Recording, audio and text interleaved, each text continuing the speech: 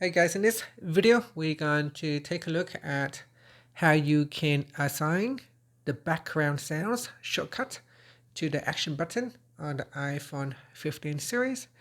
First, let's go back to the home screen by swiping up at the bottom of the screen.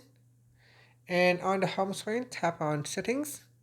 In the Settings page, go down and tap on Action button. Next, in here, you want to swipe across until you see the accessibility page. Then tap on the drop down list. From the list, scroll down, and in here tap on background sounds in the hearing section.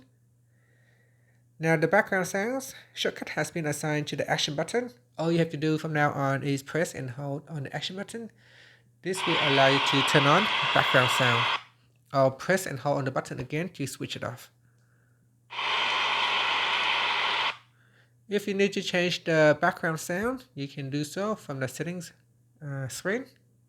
So in settings page, go down and tap on accessibility.